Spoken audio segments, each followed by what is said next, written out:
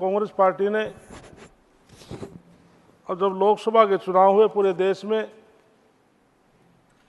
संविधान समाप्त हो जाएगा, आरक्षण समाप्त हो जाएगा, पूरे देश के विशेष तौर से एससी समाज को गुमराह किया। सभापति महोदय जी, मैं श्रीमती द्रौपदी मुर्मू माननीय राष्ट्रपति के प्रस्ताव के समर्थन में बोलने के लिए खड़ा हुआ हूं।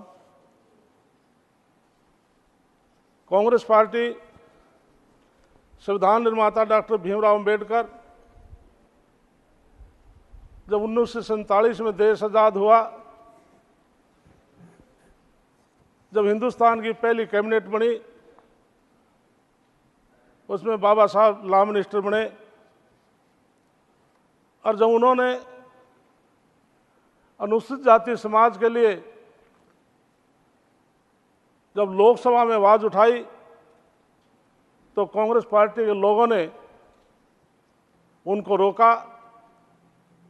तो बाबा साहब उस अनुसूचित जाति समाज के समर्थन में लोकसभा से इस्तीफा देकर बाहर आ गए थे, और उन्होंने ऐलान किया था कि मैं पूरे देश में घूमकर अलग से पार्टी बना करके अनुसूचित जाति समाज की पैरवाई करूंगा।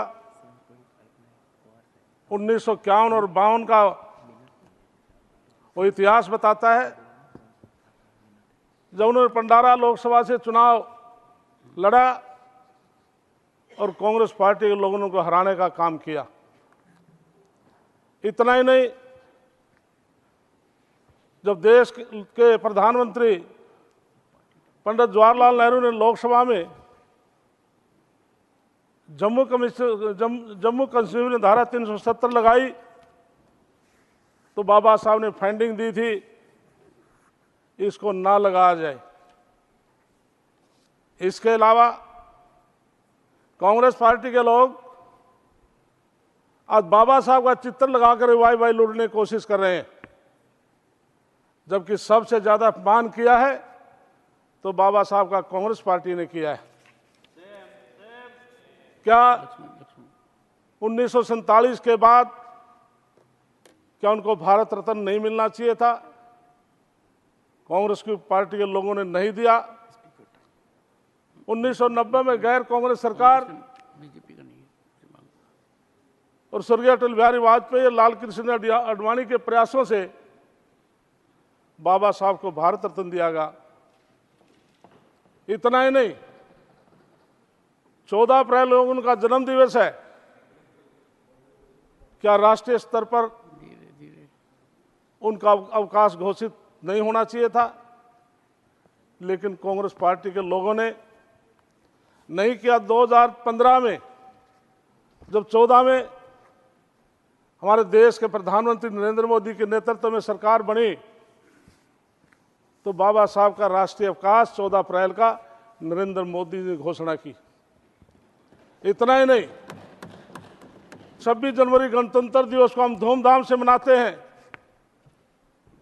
लेकिन कभी 26 जनवरी पर उनकी पालकी को बेड़े में शामिल नहीं किया। 2016 में नरेंद्र मोदी जी ने ही सरकार द्वारा अनुमति देकर के, उनको सम्मान देकर के 26 जनवरी को गणतंत्र दिवस को बाबा साहब की पालकी को शामिल किया था। इतना ही नहीं, जो 26 अलीपुर रोड जनपद दिल्ली में जो रहते थे, उनका निधन हो जाता है, और इंदिरा गांधी देश की प्रधानमंत्री थी, उनका यहां पर संस्कार भी नहीं करने दिया गया था। बॉम्बे जाकर उनका संस्कार किया गया था।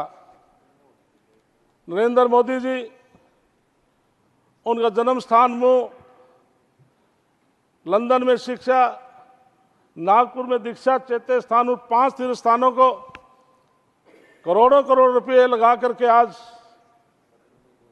लाखों लोग वहां तीर्थ के लिए जाते हैं, तीर्थ स्थान समझ कर जाते हैं। इतना ही नहीं, कांग्रेस पार्टी ने सदा अनुसूचित जाति का अपमान किया है। जैसे जम्मू कश्मीर में धारा 370 थी, उसमें केवल हिंदुस्तान का कोई व्यक्ति जाकर के वहां पर सफाई कर्मचारी काम कर सकता, नौकरी नहीं कर सकता, व्यापार नहीं कर सकता था, जमीन नहीं ले सकता था, रिश्ते नाते नहीं कर सकता था। 1955-56 में एक बार वहां पर सफाई कर्मचारियों ने स्ट्राइक की। पंजाब के होशियारपुर और गुरदासपुर से 272 परिवार सम्मानित सफाई कर्मचारी के वहां ले जाए गए। वहां पर सफाई कर्मचारी संख्या हजारों में परिवार बढ़े, लेकिन कानून ये था कि सम्मानित वाल्मीकि समाज का कोई बेटा चाहे पीएचडी कर जाए, उसको सफाई कर्मचारी का काम करना पड़ेगा। लेकिन मैं धन्यवाद देता हूं देश के प्रधानमंत्री नरेंद्र मोदी जी को, अमित शाह जी को, जिन्होंने धारा 370 को तोड़ा और आज हमारा सम्मानित वाल्मीकि समाज के बच्चे आज उच्च से उच्च पदों पर आज नौकरी कर रहे हैं। इतना ही नहीं, वहां पर 70 विधानसभा की सीटें हैं, जिसमें 9 सीट एसटी समाज को मिली, 7 सीट एससी समाज को मिली। तो इस प्रकार से सम्मान भारतीय जनता पार्टी ने आज पूरे देश के सर्व एससी समाज का किया है। इसलिए कांग्रेस पार्टी सदा हमारा अपमान किया है, डॉक्टर भीमराव अंबेडकर का अपमान किया है। तो इसलिए पूरे देश के अनुसूचित जाति समाज से, सर्व एससी समाज से मैं अपील करता हूं कि जो अपमान बाबा साहब डॉक्टर भीमराव अंबेडकर का कांग्रेस पार्टी ने किया है, हमें मुंह तोड़ जवाब देना चाहिए। इतना ही नहीं, विशेष तौर से हमारे गरीब समाज, उनके घरों में जो हमारी माताएं बहनें सुबह शाम शौच के लिए जाती थी, सड़क के किनारे बैठती थी, तो सड़क पर गुजरते हुए हम सबको भी शर्म आती थी। लेकिन इसको बहुत महसूस हमारे नरेंद्र मोदी जी ने किया। 11 करोड़ घरों में इज्जत घर के नाम से शौचालय बनाने का काम किया। पूरे देश में घर घर में एलपीजी के गैस कनेक्शन दिए। हमारी माताएं बहनें जंगल से, खेतों से लकड़ काट कर लेकर आती, चूल्हा जलाती थी, उन सबको सुविधा देने का काम नरेंद्र मोदी जी की सरकार ने किया। जल, शुद्ध जल शरीर के लिए बहुत लाभदायक है। 11.7 करोड़ पूरे देश में घरों में जल देने का काम सरकार ने किया।